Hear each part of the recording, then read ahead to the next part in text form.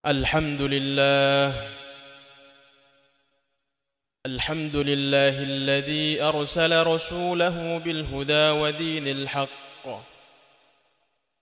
أرسله بالحق بشيرا ونذيرا لتؤمنوا بالله ورسوله وتعزروه وتوقروه وتسبحوه بكرة وأصيلا. أشهد أن لا إله إلا الله وحده لا شريك له وأشهد أن محمدا عبده ورسوله لا نبي ولا رسول بعده.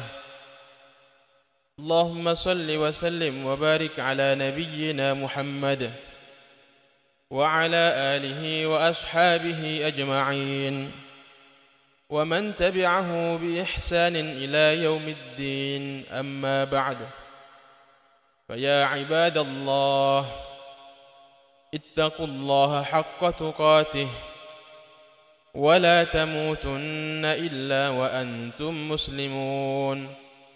وقال تعالى: يا أيها الذين آمنوا اتقوا الله ولتنظر نفس ما قدمت لغد واتقوا الله إن الله خبير بما تعملون. وقال النبي صلى الله عليه وسلم: الكيس من دان نفسه وعمل لما بعد الموت.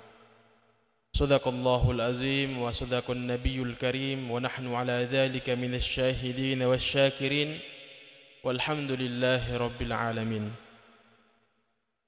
Alhamdulillah, hadirin sidang Jumat rahimakumullah, bersyukur kepada Allah atas begitu banyak limpahan rahmat dan karunia-Nya, begitu banyak nikmat yang Allah Subhanahu wa taala berikan kepada kita semua. Terutama nikmat iman dan Islam, sehingga alhamdulillah dengan nikmat inilah menjadi modal utama kita bisa memenuhi panggilan muazzin untuk membuktikan diri kita kepada Allah Subhanahu wa taala bahwasanya kita adalah hamba Allah yang senantiasa tunduk dan patuh atas perintah Allah Subhanahu wa taala. Salawat teriring salam senantiasa kita limpahkan kepada junjungan kita tercinta Nabiullah Muhammad sallallahu alaihi wasallam. Semoga dengan salawat kita kelak di yaumil qiyamah Allah Subhanahu wa taala mengizinkan untuk kita semua mendapatkan syafaat dari Rasulullah sallallahu alaihi wasallam. Hadirin sidang Jumat rahimakumullah, selanjutnya kami selaku khatib senantiasa berwasiat dari Jumat satu ke Jumat selanjutnya, senantiasa diingatkan kepada seluruh jemaah dan kami pribadi sendiri, marilah kita sama-sama meningkatkan kualitas iman dan takwa kita kepada Allah Subhanahu wa taala. Karena dengan dua nikmat inilah yang menjadi sebab kita akan selamat di dunia yang sementara ini dan insyaallah selamat di akhirat yang kekal abadi selamanya. Tidak terasa Jumat ini menjadi Jumat terakhir di penghujung tahun Hijriah. InsyaAllah sebentar ba'da maghrib kita sudah memasuki tahun baru Hijriah. Dari 1443 Hijriah kita menuju ke 1444 Hijriah. Hadirin sidang Jumat rahimakumullah, waktu demi waktu, bahkan Allah Subhanahu wa taala bersumpah dengan menggunakan waktu. Allah berfirman dalam Al-Quran dengan kalimat sumpah, wal asr, demi waktu, demi masa. Innal insana lafi khusr, sesungguhnya manusia dalam keadaan rugi, kecuali illalladzina amanu wa amilus solihat, kecuali orang-orang yang beriman, wa amilus solihat, dan beramal soleh, kemudian watawasau bil haq, senantiasa berwasiat, senantiasa mengingatkan kepada yang hak atau kebenaran, dan watawasau bis sabar, dan senantiasa berwasiat untuk sama-sama menepati kesabaran. Dengan hadirnya mulia Jumat adalah menjadi salah satu momentum yang mana adalah hari ini, di hari ini Allah Subhanahu wa taala mensyariatkan salah satu ibadah yang mulia, yakni salat Jumat itu sendiri bagi orang-orang yang mukim tidak bepergian. Maka kita dikumpulkan dalam satu ibadah yang mulia, menjadi kewajiban kita bagi laki-laki yang sudah balik untuk hadir di masjid untuk mendengarkan wasiat daripada takwa yang disampaikan oleh khatib. Dari Jumat satu ke Jumat selanjutnya terus diingatkan. Maka hadirin, apa hikmah di balik kita semua berkumpul di masjid pada hari Jumat? Tidak lain dan tidak bukan, Allah Subhanahu wa taala hanya ingin kita mengintrospeksi diri kita masing-masing. Untuk apa introspeksi diri? Allah Subhanahu wa taala berfirman, "Ya ayyuhalladzina amanu taqullah." Wahai orang-orang yang beriman, bertakwalah kepada Allah. Wal tanzur nafsum ma qaddamat lighad. Dan hendaklah setiap jiwa, setiap diri melihat apa yang telah diperbuatnya untuk hari esok atau kematian. Wattaqullah, dan bertakwalah kepada Allah. Innallaha khabirum bima ta'malun.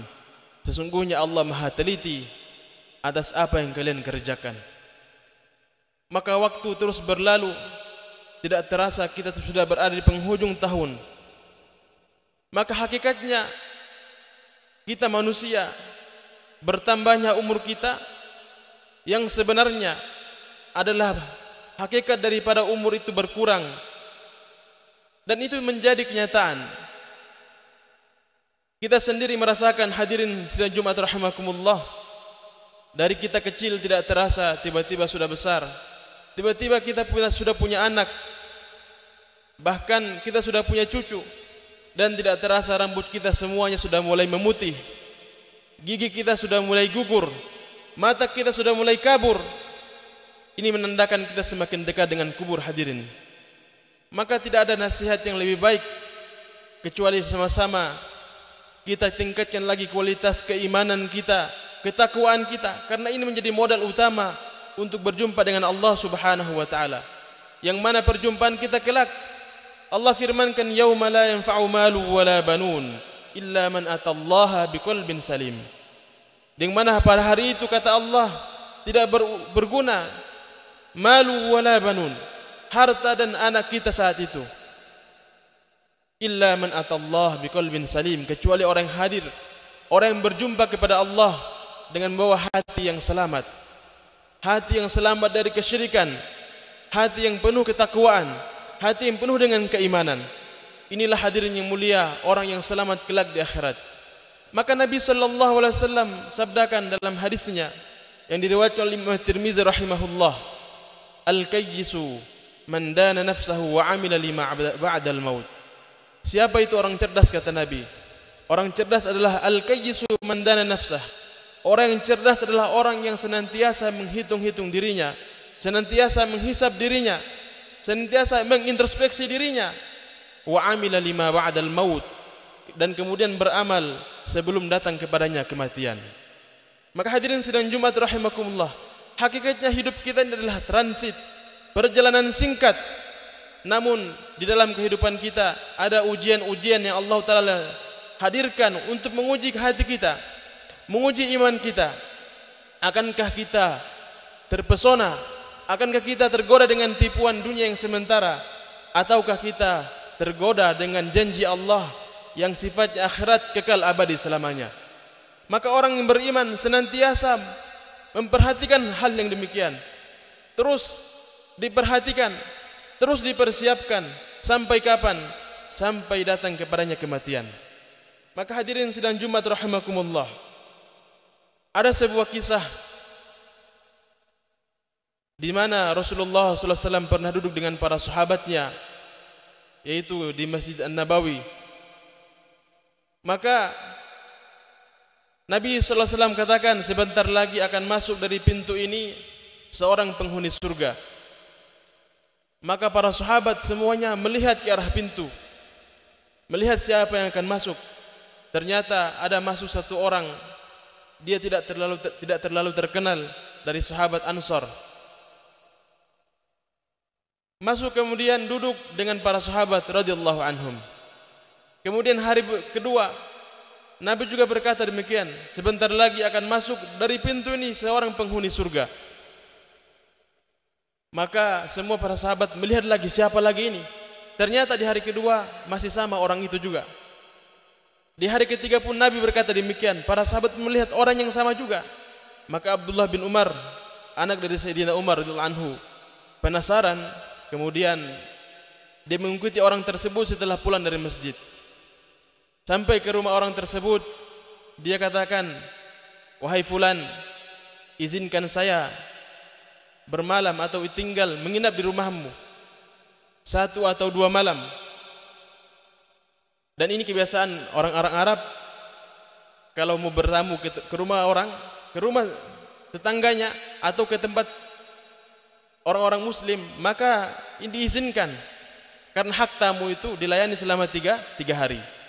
Maka dilayanilah seperti biasa. Dia ternyata niat Abdullah ibnu Umar ini hanya melihat apa sih amalannya orang tersebut. Maka hadirin, dilihat orang ini biasa saja, amalannya tidak sholat dari awal malam sampai subuh hari, tidak. Dia tidur waktu tidur. Nanti sepertiga malam yang terakhir barulah bangun sholat tahajud seperti biasa. Maka berapa hari kemudian Abdullah ibnu Umar jujur, wahai sahabat Rasulullah, ketahuilah saya bermalam beberapa malam di rumah kamu ada maksud sebenarnya. Yang ini saya ingin melihat, karena 3 hari berturut-turut Rasulullah sabdakan engkau adalah termasuk penghuni surga. Apa sih amalan kamu? Maka sahabat ini katakan, saya tidak punya amalan yang istimewa, biasa-biasa saja seperti yang kamu lihat. Maka hadirin sidang Jumat rahimakumullah, karena Abdullah ibnu Umar tidak puas dengan jawaban orang tersebut, dia pergi keluar. Tapi sebelum keluar dari rumahnya, seorang sahabat tadi katakan, wahai Abdullah ibnu Umar, ketahuilah ada satu amalan yang saya buat sebelum tidur, dan ini jarang kita amalkan. Apa itu? Muhasabah, menghisab-hisab diri. Saya menghisab diri saya, melihat ke dalam hati saya, apakah ada rasa kebencian kepada saudara saya? Apakah ada rasa iri dan dengki kepada sahabat saudara muslim saya? Dan itu kalau saya melihat ada, maka saya ikhlaskan, saya maafkan. Kalau ada orang yang bersalah sama saya maafkan malam itu juga. Dan saya tidur dengan hati saya yang selamat, hati saya yang tidak ada kebencian dan tidak ada iri dan dengki dalam hati saya. Hanya itu amalan saya yang selalu saya buat. Maka Abdullah ibnu Umar katakan, oh itu betul amalan kamu yang itu, jarang kami lakukan.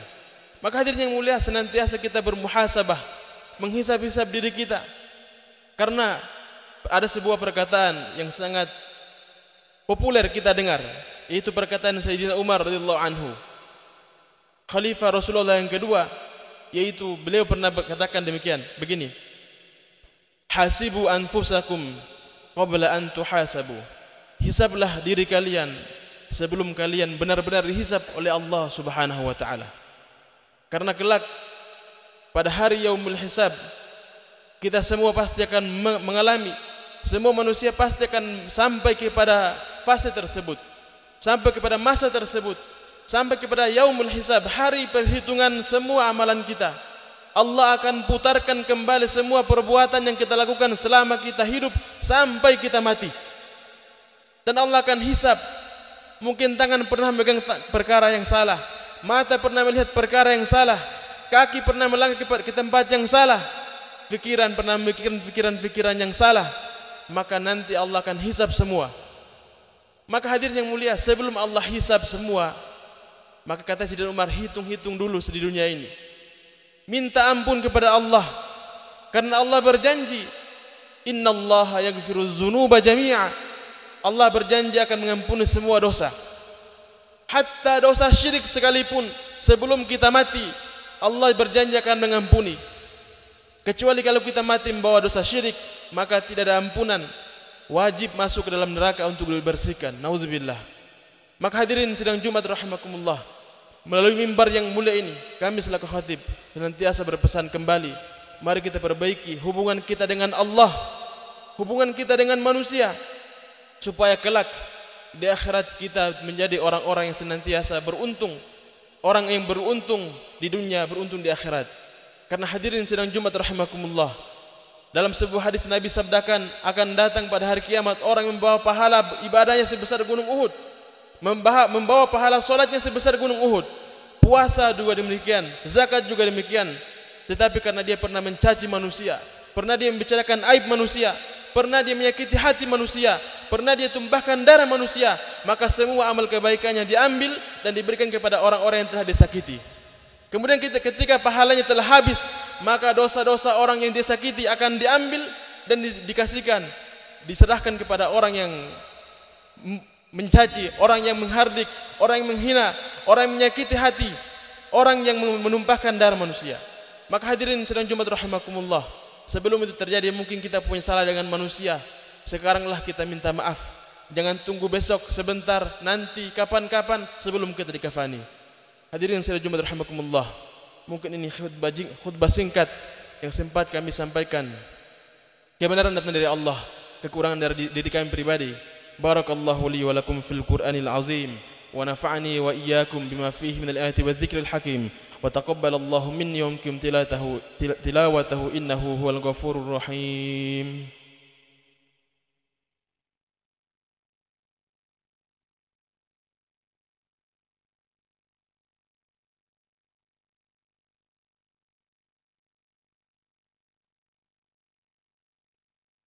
Innal hamdalillah nahmaduhu wa nasta'inuhu wa nastaghfiruhu wa nu'minu bihi wa natawakkalu alayhi wa na'udzu billahi min shururi anfusina wa min sayyiati a'malina. Man yahdihillahu fala mudilla lahu wa man yudlilhu fala hadiya lahu. Ashhadu an la ilaha illallah wahdahu la sharika lahu wa ashhadu anna Muhammadan 'abduhu wa rasuluhu.